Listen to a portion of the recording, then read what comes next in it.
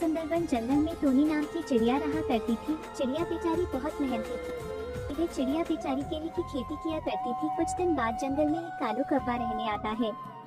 अरे मैं इस जंगल में रहने तो आ गया, मगर मुझे तो इस जंगल के बारे में कुछ भी नहीं पता।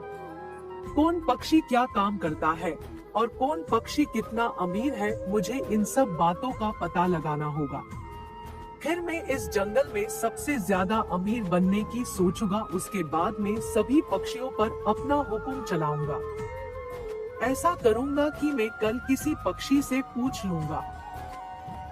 बारिश का मौसम भी आने वाला था। उसके अगले ही दिन कालू कौवा एक पक्षी से जाकर सारी बात पूछता है। देखो भाई, मैंने तुम्हें मेरे जंगल के बारे में सारी बात बता दी, लेकिन तुम ये बताओ, तुम ये सब बातों को जानकर क्या करोगे? अरे नहीं नहीं बहन, मैं कुछ नहीं करूंगा। मैं तो इसलिए पूछ रहा था क्योंकि मैं भी अब कुछ न कुछ काम करने की सोच रहा हूँ। मैं इस जंगल में नया नया आया हूँ, मुझे कुछ पता भी नहीं था। अब तुमसे पूछकर मुझे पता चल गया है। मैं कुछ काम शुरू करूँगा। इतनी बात कहकर कालू कौवा अपने घर आ जाता है। अच्छा, तो टोनी चिड़िया है इस जंगल में सबसे ज्यादा अमीर, क्योंकि ये केले की खेती करती है। अब मुझे कुछ ना कुछ करना होगा। इस टोनी चिड़िया को मुझे सबक सिखाना होगा, तब मैं अमीर हो पाऊंगा। बस मैं मौके के इंतजार में रहूंगा। जिस दिन मुझे मौका मिल गया, मैं नहीं छोड़ूंगा। दूसरी तरफ टोनी चिड़िया अपने खेत की खूब देखभाल कर रही थी। लगता है मुझे अब घर चलना चाहिए, बारिश भी आने वाली है। नहीं तो मैं बारिश में भीग के बीमार हो जाऊंगी और फिर मेरे खेत की देखभाल कौन करेगा? ये क्या, बारिश भी आने लगी है, मुझे घर चलना चाहिए। उसके बाद टोनी चिड़िया तुरंत अपने घर आ जाती है और अगले दिन ही उसको बहुत तेज बुखार हो जाता है। ये तो मेरे साथ सही नहीं हुआ, क्योंकि ये सब मेरी ही गलती है। मैंने बारिश में जाकर खेत की देखभाल की, इसकी वजह से मुझे बुखार आया है।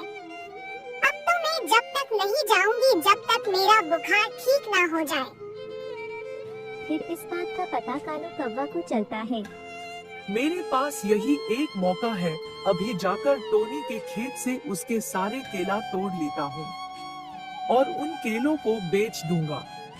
अच्छे रेट में बिक जाएंगे सारे केले, मेरे पास अच्छे पैसे भी हो जाएंगे। उसके बाद में सबसे अमीर भी हो जाऊंगा। उसके बाद में सभी पक्षियों पर अपना हक जताऊंगा।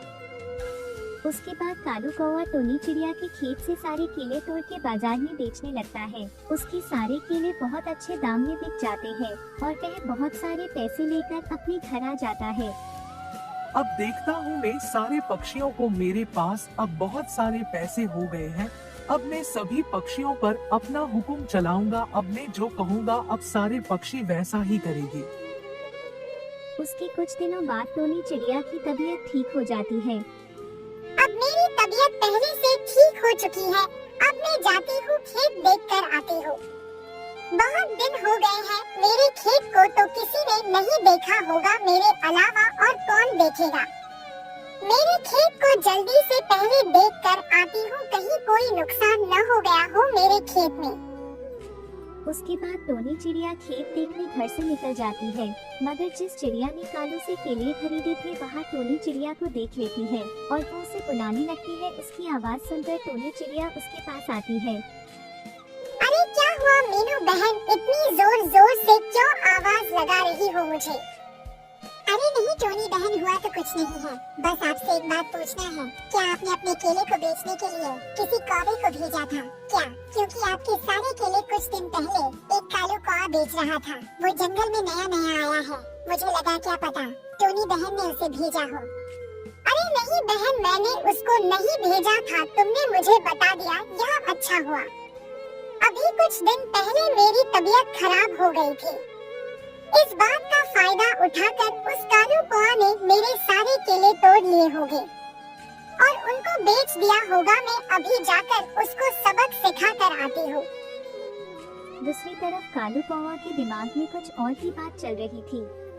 अब तो मेरे पास बहुत सारे पैसे हैं, इसलिए मैं सोच रहा हूँ कि अब मैं इस छोटे जंगल में किसी को परेशान नहीं करता हूँ। इतने पैसे लेकर तो मैं कहीं दूसरे बड़े जंगल में जाऊंगा और वहाँ के पक्षियों पर अपनी हुकूमत चलाऊंगा। चलो चलता हूँ यहाँ से किसी दूसरे बड़े जंगल में। तभी कालू कौवा वहाँ से चला जाता है और थोड़ी ही देर बाद टोनी चिड़िया वहाँ पर आती है और कालू कौवा को आवाज लगाने लगती है, लेकिन सुनता कहाँ से कालू कौवा तो वहाँ से चला गया था। उसके बाद टोनी चिड़िया दुखी होकर अपने घर चली आती है।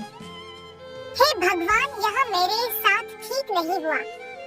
मैंने इतनी मेहनत करके केलों को पाला था, पर उस कालू ने तो सारा धंधा चौपट कर दिया। उसने मेरे साथ सही नहीं किया। अब मैं कहाँ जाऊंगी? उसी की वजह से तो मेरा सारा घर चलता था। अब मैं क्या करूं? मेरे तो कुछ समझ नहीं आ रहा। कुछ ना कुछ तो मुझे करना होगा। उसके कुछ दिनों बाद टोनी चिड़िया अपने खेत में जामुन के पौधे लगाती है। पौधे लगाने के बाद टोनी चिड़िया बहुत खुश थी और फिर कुछ सालों बाद उसके पौधे अच्छे बड़े हो जाते हैं और उसमें फल भी आने लगते हैं। टोनी चिड़िया अब बहुत ज्यादा खुश थी क्योंकि उसको अब किसी भी चीज की कमी नहीं होने वाली थी। समय ऐसे ही बीत जाता है। टोनी चिड़िया अपने जामुन बेचकर अच्छे पैसे कमा लेती है और फिर टोनी चिड़िया खुशी खुशी अपने घर में रहने लगती है।